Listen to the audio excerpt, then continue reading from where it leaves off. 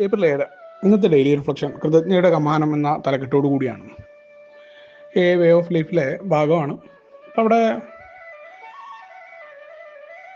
സഹസ്ഥാപകരുടെ ഭാര്യമാരുടെ പങ്കിനെ കുറിച്ച് അവർ പറയുമ്പോൾ ഇത് നേരെ ഞാൻ എന്നെ പരിശോധിക്കുമ്പോൾ എൻ്റെ ജീവിതത്തിലുണ്ടായിരുന്ന പല അനുഭവങ്ങളിലും എനിക്ക് ആദ്യകാലത്തൊന്നും ആൽക്കഹോളിക്സ് അനോണിമസിൻ്റെ മീറ്റിങ്ങുകൾ പങ്കെടുക്കുന്ന കാലത്തൊന്നും എൻ്റെ ഭാര്യയോട് എക്സ് വൈഫിനോട് ഉള്ള ദേഷ്യമൊന്നും മാറ്റാനൊന്നും സാധിച്ചിരുന്നില്ല. പലപ്പോഴും ഞാൻ അവരെ കുറ്റപ്പെടുത്തിക്കൊണ്ടൊക്കെ പറയുമായിരുന്നു. പല രീതിയിൽ പറയാനായിട്ട് എണ്ണി എടുക്കാൻ പറ്റുന്ന പല കാരണങ്ങളും എനിക്ക് പറയാനായിട്ടുണ്ടാകും. അവിടെയാണ് ആൽക്കഹോളിക്സ് അനോണിമസിൻ്റെ പ്രോഗ്രാം ചെയ്തപ്പോഴാണ് അവരുടെ ഒരു മാറ്റം ഉണ്ടായത്. അഗാധമായ വിദ്വേഷം ഉൾക്കൊള്ളുന്ന എൻ്റെ ജീവിതം നിഷ്ഫലമായിരിക്കും, അസന്തുഷ്ടി നിറഞ്ഞതായിരിക്കും എന്ന് മനസ്സിലാക്കി.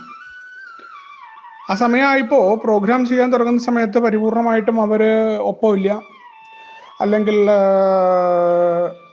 അവരുടെ ജീവിതമായിട്ട് ബാധിക്കുന്ന ഒരു കാര്യമില്ല. പക്ഷെ അവിടെ എനിക്ക് വിദ്വേഷമൊന്നുമില്ല എന്ന് ഞാൻ കേവലമായിട്ട് പറഞ്ഞുകൊണ്ട് കാര്യമുണ്ടോ? എവിടെയെങ്കിലുമൊക്കെ ഞാൻ അവരെക്കുറിച്ച് സൂചിപ്പിക്കുമ്പോൾ നല്ല രീതിയിലല്ലാതെയൊക്കെ പറയുന്നുണ്ടെങ്കിൽ അവിടെ വിദ്വേഷമുണ്ട് എന്ന് തന്നെയാണ് അർത്ഥം. അതുകൊണ്ട് തന്നെ എനിക്ക് വിദ്വേഷമുണ്ട് എന്ന് ഞാൻ ആദ്യം സമ്മതിക്കേണ്ടി വന്നു. അപ്പോഴാണ് ആ വിദ്വേഷം കൊണ്ട് നടക്കുന്നത് ശരിയാകില്ല എന്ന് മനസ്സിലായി. എനിക്ക് ജീവിക്കണം, സന്തോഷവും സമാധാനവും നിറഞ്ഞ് ജീവിക്കണം എന്നുണ്ടെങ്കിൽ എനിക്ക് ആ വിദ്വേഷം കൊണ്ട് നടന്നാൽ പറ്റില്ല. ഭ്രാന്തമായ എൻ്റെ കോപാന്തതയ്ക്കെതിരെ എന്തെങ്കിലും ഞാൻ ചെയ്യേണ്ടതുണ്ട്. നിരന്തരമായ പരാതിപ്പെടൽ, മറ്റുള്ളവരെയും സാഹചര്യങ്ങളെയും കുറിച്ചുള്ള പരാതിപ്പെടൽ, ജീവിതത്തിൻ്റെ അവസ്ഥയെക്കുറിച്ചുള്ള പരാതികൾ, ഇതൊന്നും ഒരു ഏകാരൻ എന്ന നിലയ്ക്ക് എനിക്ക് ചേർന്നതല്ല എന്ന് പ്രോഗ്രാം പറഞ്ഞു. മധ്യാസക്തനായ എന്നെ സംബന്ധിച്ചിടത്തോളം ഇതെല്ലാം മറ്റുള്ള ആൾക്കാരുടെ പോലെയല്ല. ഞാൻ എൻ്റെ കാര്യം നോക്കുക, എനിക്കിത് ബുദ്ധിമുട്ടാണ്. കാരണം ഞാൻ ആ വിദ്വേഷത്തെ കളയേണ്ടതുണ്ട്. ആ വിദ്വേഷത്തെ കളയാൻ തയ്യാറായാലാണ് എൻ്റെ ഭാവിയിലെ സന്തോഷവും ഇന്നിലെ സന്തോഷവും എല്ലാം അതിലാണ് നിൽക്കുന്നത്. ഇന്ന് സന്തോഷിച്ചാലും എനിക്ക് ഭാവിയിലും സന്തോഷം ഉണ്ടാവും. അപ്പോൾ അവിടെ പുതിയ വീക്ഷണകോണിലേക്ക് കാണാനുള്ള തയ്യാറെടുപ്പുണ്ടായി. പരിപൂർണമായിട്ടും അവരോടുള്ള വിദ്വേഷം ഞാൻ കളയേണ്ടതുണ്ട്. അവിടെയാണ് പ്രോഗ്രാം എന്നോട് പറഞ്ഞു, മറ്റുള്ളവരുടെ തിന്മകൾ അത് യാഥാർത്ഥ്യമോ ഭാവനയോ എന്നുള്ളതൊക്കെ അവിടെ നിൽക്കട്ടെ, അത് എന്നെ നശിപ്പിക്കാൻ പോകുന്നതാണ്. ഞാൻ ആ വിദ്വേഷം കൊണ്ട് നടന്ന അവർ തിന്മ ചെയ്തിട്ടുണ്ടായിരിക്കാം, പക്ഷെ അത് പരാതികൾ പറഞ്ഞു കൊടുക്കുകയും അവരുടെ രോഗത്തെക്കുറിച്ചും അവരുടെ കുഴപ്പങ്ങളെക്കുറിച്ചൊക്കെ പറഞ്ഞു കിടന്നാൽ അത് കുഴപ്പമാണ് എന്നുള്ളതാണ്. അപ്പോൾ എന്നെ സംബന്ധിച്ചിടത്തോളം അത് എടുത്തു കളയേണ്ടതുണ്ട്. അവരുടെ തിന്മയാണോ നന്മയാണോ അതിൻ്റെ മാർക്കിടേണ്ട പണി എൻ്റെ അല്ല. അവിടെ പ്രോഗ്രാം പറയുന്ന ആദ്യത്തെ രീതിയിൽ ഇങ്ങനെയാണ്, അവർ അധപതിച്ചവരാകാം, അല്ലെങ്കിൽ അവർ രോഗാവസ്ഥയുള്ളവരാകാം എന്ന് പറഞ്ഞുകൊണ്ട് അവർ ശല്യം ചെയ്ത രീതിയൊന്നും എനിക്ക് ഇഷ്ടമല്ലെങ്കിലും അവരും എന്നെ പോലെ രോഗിയാണ്, ഞാനും പല രീതിയിൽ പലരോടും കാണിച്ചിട്ടില്ലേ എന്നൊക്കെ കാണിക്കാൻ, ആ രോഗിയായ ഒരാളോട് കാണിക്കുന്ന ദയയും സഹതാപവും ഒക്കെ കാണിക്കാനും സഹിഷ്ണുത കാണിക്കാനും ഒക്കെ സഹായത്തിന് പ്രോഗ്രാമിൻ്റെ സഹായത്തോടു കൂടിയും സ്പോൺസറോട് പറഞ്ഞുകൊണ്ടുമാണ് അപേക്ഷ നടത്തേണ്ടതെന്ന് പറയുന്നത്. ഇതാണ് എല്ലാ മാർഗങ്ങളും. ആ സാധനം പിന്നീട് ജീവിതത്തിലേക്ക് കടന്നു വരികയാണ്. അവിടെ പുതിയൊരു പ്രാർത്ഥന പോലും കടന്നു വന്നു.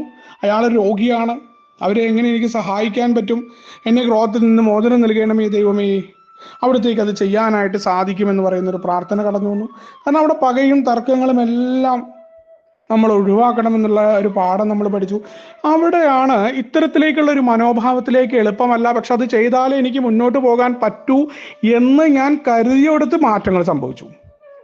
അല്പാൽപമായിട്ട് അവിടെ കുഴപ്പങ്ങൾ, അവരോടുള്ള വിദ്വേഷം മാറ്റാൻ തയ്യാറാവുകയും ആ വിദ്വേഷം മാറ്റുന്നത് എനിക്ക് നിലനിൽക്കാനാണ് എന്ന ഉത്തമ ബോധ്യത്തിൽ മാറ്റാൻ തയ്യാറായപ്പോൾ വേറെ ഒരു അത്ഭുതകരമായൊരു കാര്യം നടന്നു. അത് സഹസ്ഥാപകർ ഡെയിലി റിഫ്ലക്ഷനിൽ അല്ലെങ്കിൽ ആ ലിറ്ററേച്ചറിൽ പറഞ്ഞ പോലെ തന്നെയുള്ള ഒരു അനുഭവം എനിക്കും കടന്നു വരികയാണ്. എത്ര തവണ എൻ്റെ ജീവൻ നിലനിൽക്കുന്നതിന് അവർ പങ്കുവച്ചിരുന്നു എൻ്റെ എക്സ് വൈഫ് അടക്കമുള്ളത് എന്നുള്ള ബോധ്യം അവിടെ കടന്നു വരിക. അപ്പം ഞാൻ അവിടെ പോയിട്ട് നന്ദി പറയാനൊന്നും എനിക്ക് പറ്റുന്ന അവസ്ഥയിലായിരുന്നില്ല ആ സമയത്ത്. അപ്പം അതിനൊന്നും നിൽക്കണ്ടെന്ന് പറഞ്ഞു. നീ നിന്റെ തെറ്റുകൾ കണ്ടെത്തിയോ? കണ്ടെത്തി. അത് സത്യസന്ധമായിട്ട് സമ്മതിച്ചോ? അത് നേരെയാക്കാനുള്ള മനസ്സുള്ളവരായിട്ട് മാറുക. അപ്പം നിന്റെ ജീവിതത്തിൽ കൃതജ്ഞതയുടെ ആ ഒരു കമാനത്തിലൂടെ നിനക്ക് പോകണം എന്നുണ്ടെങ്കിൽ വിദ്വേഷം ഒഴിവാക്കണം, പക ഒഴിവാക്കണം. എനിക്ക് ഇഷ്ടമില്ലാത്ത ആളുകളോടും എൻ്റെ സാഹചര്യങ്ങളോടും ഞാൻ എന്നും പരാതികളും പരിഭവങ്ങളും അവരുടെ കുറ്റങ്ങൾ നോക്കുകയും അവരുടെ രോഗത്തിന്റെ എണ്ണങ്ങൾ എടുക്കുകയും അവരുടെ പട്ടികകൾ തയ്യാറാക്കുകയും ചെയ്യുമ്പോൾ എങ്ങനെയാണ് കൃതജ്ഞതയുടെ കമാനം എനിക്ക് ഉണ്ടാക്കാൻ പറ്റുക? കൃതജ്ഞതയുടെ കമാനം എനിക്ക് ഉണ്ടാക്കണമെന്നുണ്ടെങ്കിൽ ആദ്യമായിട്ട് ഞാൻ വിദ്വേഷം ഒഴിവാക്കണം, പകയെ ഒഴിവാക്കണം, മറ്റുള്ളവരുമായിട്ടുള്ള തർക്കങ്ങളും പകയിൽ നിന്നും മാറി നിൽക്കാനുള്ള ശ്രമമുണ്ടാകണം. പ്രോഗ്രാമിലേക്ക് കൃത്യമായിട്ട് ഇറങ്ങി വരണം. പ്രോഗ്രാം എൻ്റേതാണ്, ആത്മപരിശോധന എൻ്റേതാണ് എന്നുള്ള ബോധ്യം. അപ്പോഴാണ് എനിക്ക് കൃതജ്ഞതയുടെ കമാനം ഉയർത്താനും മറ്റുള്ളവർ എന്നെ ദ്രോഹിച്ചു, സാഹചര്യങ്ങൾ നന്നായില്ല എന്ന് പറയുന്നതിന് പകരം എൻ്റെ കുഴപ്പം എന്താണ്, എൻ്റെ തെറ്റുകൾ എന്താണെന്ന് എന്നെ ഓർമ്മപ്പെടുത്താനും അവിടെ നിന്ന് മാറ്റങ്ങൾ വരാനും ഇനിയും ഇന്നത്തെ കറണ്ട് അഫയേഴ്സിൽ ഇന്നത്തെ ജീവിതത്തിൽ എന്നെ എതിർക്കുമ്പോൾ രോഗിയാണ്, അയാളോട് എങ്ങനെ എനിക്ക് അയാളെ സഹായിക്കാൻ പറ്റും, എന്നെ ക്രോധത്തിൽ നിന്ന് മോചനം നൽകണമേ എന്ന് എന്നോട് പറയാനും സാധിക്കുന്ന രീതിയിലേക്കുള്ള മാറ്റത്തിലേക്കുള്ള ഓർമ്മപ്പെടുത്തലാണ് ഇന്നത്തെ ഡെയിലി റിഫ്ലക്ഷൻ. നമുക്ക് ഒരുമിച്ചുകൊണ്ട് പറയും തത്വങ്ങളോട് മുന്നോട്ട് പോകാം. ശുഭദിനം, സുപ്രഭാതം.